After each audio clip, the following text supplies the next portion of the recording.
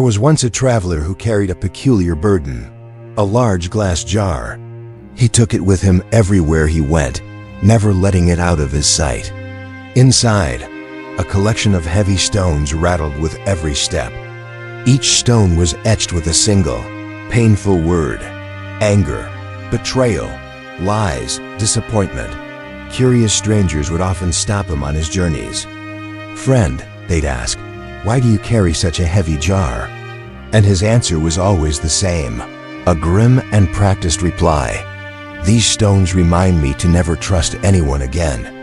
You see, he lived by a harsh code he'd built for himself.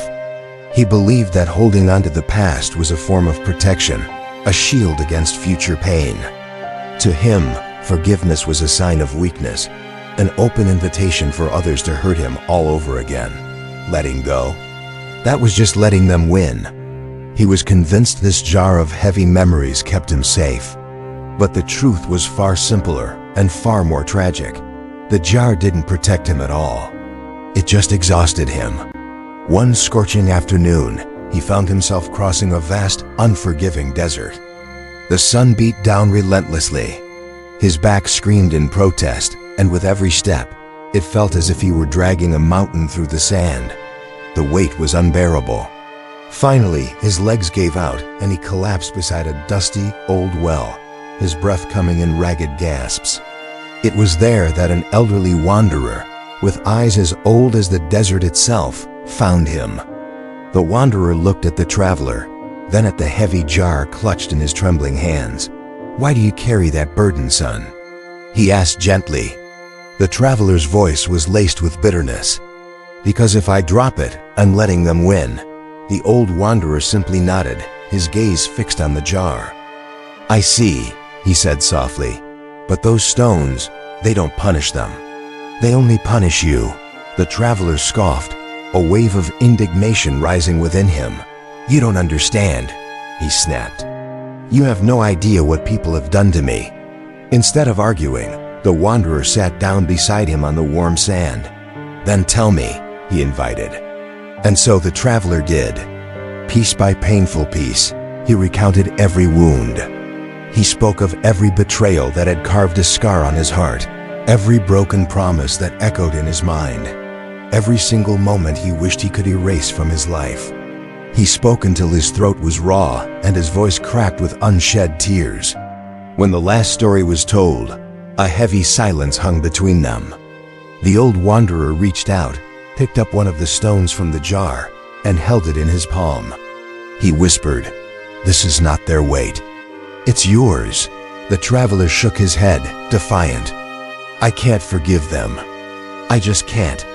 Forgiveness isn't for them," the wanderer replied, his voice calm and steady. "It's for you. Carrying these stones doesn't heal the past. It only destroys your future." But the traveler couldn't accept it. His pain was his armor, his anger his shield. He refused to believe that letting go could be anything other than surrender. Clinging to his pain, he struggled to his feet, determined to continue his journey, burden and all. And that's when it happened. As he tried to stand, his grip, weakened by exhaustion, faltered. The heavy glass jar slipped from his hands. For a moment, it seemed to hang in the air, a perfect, terrible sphere of his suffering. Then, it crashed against the rocky ground, shattering into 1,000 glittering shards. The stones, his heavy, precious stones, spilled out across the desert sand. Panic seized him. He dropped to his knees, scrambling to gather them, to piece his pain back together. But as his fingers brushed the sand, he saw something he had never noticed before. Beneath where each stone had lain, the sand was deeply compressed, forming small, dark craters. It was a stark physical impression of just how heavy his burden had truly been. And in that moment, for the first time in years, he felt the air in his lungs lighten. He took a deep, shuddering breath. The old wanderer spoke quietly from beside him. "Look at your hands," he said. The traveler looked down. His hands were empty, yet they were shaking uncontrollably, trembling from the memory of a weight they no longer carried. "That," the wanderer continued, is how you know forgiveness is not forgetting. It's releasing yourself from what was hurting you. Tears began to fall from the traveler's eyes, streaming down his dusty cheeks. But these weren't tears of sadness. They were tears of pure, unadulterated relief. The jar was gone. The stones were gone. And yet, standing there in the middle of the desert, he didn't feel weak or exposed. He felt stronger, lighter, free. He looked toward the horizon, where the sun was beginning to set, painting the sky in hues of orange and purple. A powerful realization washed over him. He had spent more time and energy carrying his pain than he had spent living his life. The weight hadn't been protecting him. It had been imprisoning him.